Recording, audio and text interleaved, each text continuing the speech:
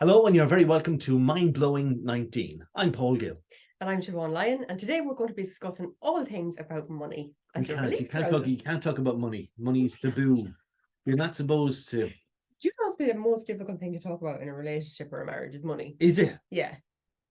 Why? I was watching this guy actually on the telly. I can't remember his name. He's fucking brilliant. He says How to Get Rich, right? It's on Netflix. You probably look it up. Okay. Is it like a documentary or is it? Yeah. Okay. Yeah, like it's a real life thing. He works with these people around money. And the biggest issue all couples have is talking about money. But I can identify with that. I know couples. Well, I would say my mother was never quite sure how much my father was earning. And I know couples modern day where neither one knows what the other one's earning. Separate accounts completely. Yeah. And you're supposed to share everything. Yes. Yeah. You know, I think it's important if you're in but that's just my value and belief. I think if you're in a marriage or a relationship, you know, where bills are going to be split or done evenly, then, you know, you need to have an account. But that's different. Like you both decide, well, I'm going to contribute towards the bills, but you could still have the separate money. Yeah. Or as my sister used to refer to, like women of a certain generation used to have this runaway money that if they needed to get out and go and the shoebox under the bed. Yeah. That's the truth. My mother, she probably never watched this, so I can say this. Yeah. My mother, when we were renovating the house a few years ago, we found money in all kind of nooks and crannies, literally in nooks and crannies between wardrobes on the wall, whatever, 20 euros, whatever. And we spread the word around. There's lots of money hidden around this. If anybody wants to come in and help, labouring for the day, but we didn't lots of money. And Laura said that was her running away money because she needed it. Yeah. And I think people still have that, whether it's between cracks in wardrobes and walls or... I do think it's important, though, for people to have their own money, too. I do think men and women but should have. It's okay to have it, but the other person should know. Do you think? Well, yeah, I suppose they should know about it. Why shouldn't they? Why shouldn't they? Because you could be in a very abusive relationship where somebody is this is why you need running away super money. Controlling and, like, freakish about, you know, how you spend your money. I mean, I would say I've seen relationships where every single penny the woman has earned. Now, this is only just from some of my past experience, I would say, talking to people and that kind of thing, where every penny they earn is accounted for, even though the husband is earning 2 or 3 times more. Right. It's like, oh, you're earning 150 euros a week now, so we can use all of that to get the food shopping. But doesn't that... then it's all gone. So it's still financially controlled. Doesn't that kind of skew the power dynamic within the relationship too? If one is earning twice as much as the other, he's the main breadwinner. He is, yeah. And like in traditional Ireland, that was like the man was the breadwinner and the woman was home having the babies. Yeah. She was generally managing the house, though, and managing the economics in the house, you know. That was her role, I suppose, really. Yeah. You know. But money was taboo because I remember being in school, in national school, and one day one of the teachers, a little sneakily, had everybody in the class go, oh, no, how much is your father earning? Or whatever. And lots of people volunteered what their father was earning. They didn't ask because most mothers weren't working. And there was war about it when kids were home and, you know, said, oh, the teacher, and a lot of people were annoyed about it. I couldn't say it because I didn't know what my father was earning. Yeah, I didn't know anyway either. But it was a kind of taboo that you don't tell people what you're earning. Your close friends might know. Yeah. You know, because you see, money defines your place in society, where you are on the ladder. Yeah, it's always been like that. It is. Yeah, and it still is today, I think, as well, isn't it? It is. Like, I mean, I still don't really tell people what I'm earning. I wouldn't be comfortable with it. I'd be thinking, no, well, I'm not really. In a way, yes. It's nobody's business, like strangers or whatever. Yeah. But family? Would your family know? Yeah, I know that's one thing my mother's a devil for. She always has to weed out of us what we're all earning, you know. But then she's going around telling all the other brothers and sisters, you know, what she wanted. And why is she doing that? Is she going? It's like, you know, why can't you be like Siobhan? She's earning big money. Yeah. Like she probably would be. Is it that? You know, is she using it as kind of leverage? Yeah, it's a bit like when she goes out and talks to the other mothers in society. It's like, oh, Siobhan is doing this now. She's doing really well. She's doing so well now. She's very successful. She's doing them podcasts with that EGOT, whoever he is. But it's based nearly on your standing in society. It's like what you were saying earlier. It is. You know, like how much you're earning. But then there's the people who are like, just hate that. They can hate to be earning too much money, you know. It's still this idea of like working class and blue collar or professional. We still have those. What was your belief growing up about money? Did you think like rich people were bad? Yes. Yeah, because and I got that from my father. He kind of got that fella's corrupt. That's how he has all that money. Yeah, He cheated he and got that swindled 'cause it he away. walked on everybody's head. Yeah, and I had this belief about money that to have money must mean that you're corrupt or that you've cheated people. Yes, you're a bad person. You're a bad person if you're rich. Comment down below and let us know what your beliefs are about money and where you think you got those as well, because we're really interested actually just to see. Yeah, especially in our society, you know, and across the different continents. Is it different in America or England? I don't know. I think there's a universality about this because, like, where you are in your community and society, if you got money, then you became one of them. You were one of the big shots. Yeah. So you're no longer fitted in. You couldn't go to the pub for a pint with the people you used to go with because now you'd be expected to buy a drink for everybody because now you had money. So people saw you differently. Yeah. So in a way, you would self-sabotage so that you wouldn't be different. Isn't it funny then how, you know, the people who don't have money kind of tend to use the people who do come into it? Well, you could say it's the other way around. The people who do have money employ the people who don't have money or exploit them. That's very unfair. I don't think I've ever exploited any of my staff. When we'll interview your staff, you haven't spoken to them recently, have you? And have you noticed they're not talking to you? Have you not noticed that? It's been quiet here recently. But one of the things that like my kids are growing up, they're adults now. But when they were small, you would give them pocket money. But there was a kind of an emphasis on these are your chores, these are your jobs, this is what you do. So they get your pocket money. I probably couldn't get their pocket money anyway. Yeah. But there was a sense of you need to value money. You have to earn your pocket money. But I know again of a lot of parents now will just kind of throw the kids like €50 there, buy yourself phone credit or whatever you need to do, and the kid might be kind of looking at the kind of like, is that all? Yeah. Yes. Yeah. I remember that happening a good few years ago with my own kids. Like I was saying, when if you wash the dishes now, you have €2 or something like that, and they were looking at me going, €2. Yeah. What am I going to get for €2? It's €2 per cup. No, it's not worth it. Yeah, it's just like I used to get 10 it's pence. It's not worth it. I was like highly offended. I was like, what? Yeah, I do that for nothing. Like you know, it sounds like an old fogey now. You have to do that. Like well, tenpence is what I used to get. We lived at the country, so we used to get brought into town on you were fucking well off, Paul. Well off. Yeah. We got nothing. It's like that Monty Python sketch where they're kind of trying to outdo each other as who was worse off. What's worse off? But we had an appreciation. On your birthday, you might get £50. Wow. Or if you found money, you were mega rich. Mega rich. And you didn't spend money unless you did find that money in the gutter on the way home from school. And then you go to the shop and you might get, half-penny chewing gum or gobstopper. But you had a value on money. But I think, and I could be like an old fogey here, I think that the current generation might not have that. If you used to get summer jobs. Yeah. I don't know if that's still. Well, I suppose I have the benefit of having children at different stages. So I have one lad that's a millennial, you know what I mean? Yeah. And for him, he's not interested really in work or any of that sort of crap. Why would he be? If he can get money handy enough. Yeah, he has money pretty handy, and he's not too bothered about it. Then I have my next kid coming on, and she's 14 and she's a worker. She is definitely one that's going to be successful in life. Yeah. And definitely is always thinking of ways that she can make money, and is not afraid of a bit of manual labor either. She's gas. She'd do anything and she'd keep at it for days, And then my youngest daughter, who's coming on 12 now, she is more studious. She's more of an intellect, so she'll definitely go on and go to college kind of thing and do something in that respect. But I think they're a bit different because me and Ger brought them up differently. Do you know what I mean? Was that deliberately? Yeah. Well, I think deliberately. I think we had our own set of values. Whereas my oldest son then he's my stepson, so he has another mother, and it's just there's different values there as well. So he's getting a bit of something else as well. So, but I do think that when he was a kid, like, we had plenty of money. There was plenty of money in the Celtic Tiger. My husband worked in the buildings. Yeah. So, like, we had a great income at one time. Like then we kind of went downhill after the Celtic Tiger and you had the 2008 slump. Yeah. And I heard yesterday that Ireland is the second richest country in the EU now.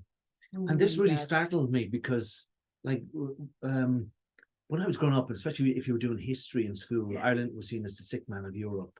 The world, we were the basket case. We were going like begging, and that changed hugely. Like within our generation, changed rapidly. So we went from an Ireland where people had nothing, but you had an expectation of nothing as well. Yeah.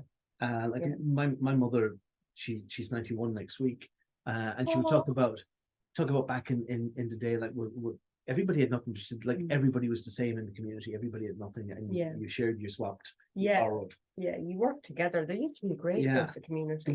And see, the community was small, and it was unchanging. Nobody new necessarily came into community unless somebody married in, and more people left because they went emigrated to the UK or America. There's a lot of that when I was born. Yeah, so communities were relatively stable. And everybody knew their place in the community. So you see this sometimes played out in television shows where you have the ordinary people, then you have maybe the guy who owns the big house and he employs people, and then you have something maybe above that as well. Yeah, he has a government job or something earlier. Something like that. It's not as good now as it used to be years ago. You see, not only do you kind of look up and you kind of criticize the person that's above you, or kind of they're corrupt, but you look down and well, they're nothing. They can't even be bothered trying to earn money. Oh yeah, they wouldn't get up off their lazy arse. So we're not so much things like we're not only defined by society, but we define ourselves. Yeah, we kind of keep ourselves. Yeah, definitely as well. I think there's a lot of negative connotations attached to money and our own mindset and the limits, because money is attainable to anybody. I think everybody can attain whatever amount of wealth they limit themselves at. I think the minute you get into a job, you say, right, I earn 40 grand a year, or I earn 100 grand a year, and that's my cap. That's what you're happy with. Yeah. But I think anybody can do it, because we're all made up of the same stuff. I'm a big believer in this human thing. We're all human. We are. We all have gifts and talents. They're not all the same. Okay. But we can definitely. But we have different belief systems about money, you see.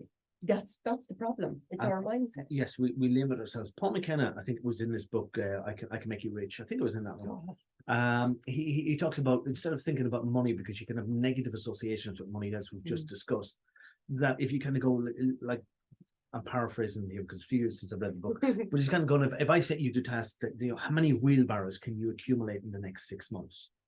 You kind of go, oh, that's a bit funny, that's a bit daft. Yeah, but okay, I'll take, and you can set about collecting wheelbarrows, buying wheelbarrows. But if I said, how much money can you accumulate in the next 6 months? You go, oh God, no, well, I don't have to pay the bills and I have to do this. And instantly you're creating blocks. Yeah. Whereas wheelbarrows can be transferred into money. They can be exchanged into money if you wanted to. It's like the old barter system. Yeah. Where you can swap things. So to me, money is an energy. Yeah. You take in this energy, whether you get paid a wage or whether you're self-employed or whatever you take, and then you distribute that energy out throughout your life into different areas. Yeah. What do you think about the belief that you've got to give it away to get it back? That's a kind of a karma thing. I saw something funny.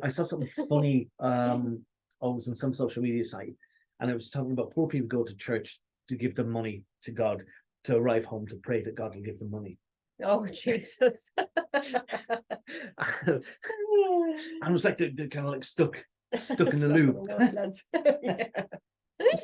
Yeah. But there is this thing, and it goes back probably to a prehistoric belief that where people would make sacrifices. And I love archaeology. And sometimes you find like this is a pond or a hole in a bog or something, and they'll excavate it and they'll find these swords and jewels and stuff, valuable stuff. And kind of, did somebody lose it? No, they threw it in to the god of the bog or the pool, so that they might have abundance. They might get something back. So this kind of thing, whether you call it karma or whether it's a prehistoric instinct, is you kind of give out to get back. Now there is.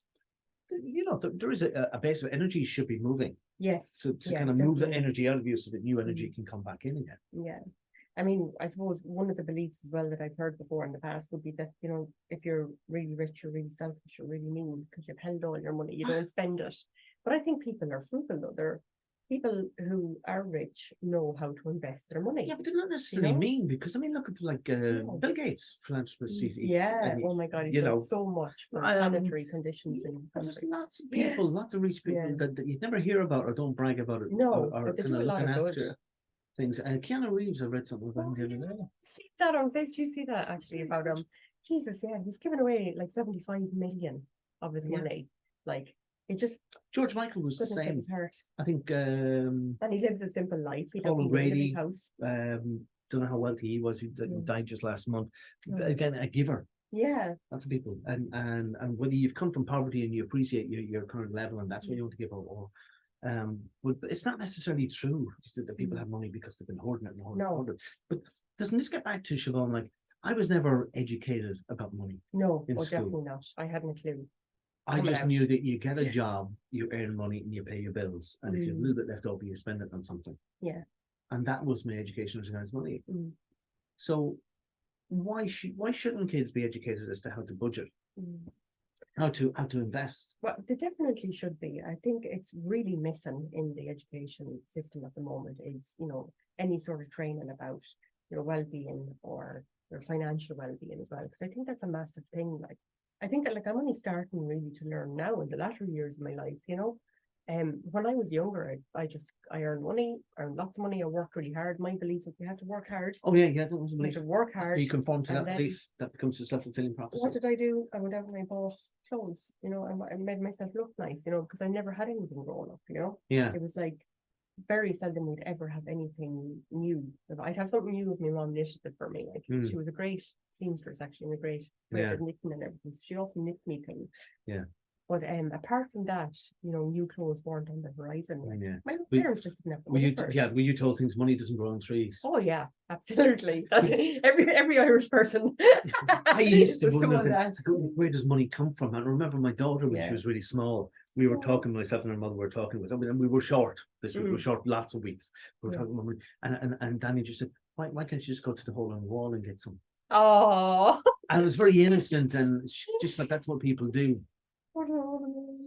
But I remember, like, you know, trying to educate myself about money. And one of the things that surprised me was I thought like that money has its origins, that gold was seen as this thing because it didn't rust, didn't decay, that it was used as currency. But then people couldn't carry around gold because it was heavy in big amounts, and then you could lose it easily. So instead, put the gold in the bank, and the bank would issue this piece of paper that said that you had X amount of gold in the bank, and that's where paper money came from. Oh, wow. Now, many people, you know, still believe in what's called the gold standard, that the amount of money that's in the world is proportional to the amount of gold that's in the vaults. It's not, hasn't been since the 70s. For a long time. So money is more kind of a digital thing, and it's funny. I was central bank of somewhere. I don't know if it was Ireland or somewhere, and cautioning people about Bitcoin. You can't go, it's a Ponzi scheme that comes from nothing. I was going, well, have you looked at your own money thing? It's not actually based on. It's just been fake and printed, like it can be under control, like, you know, inflation and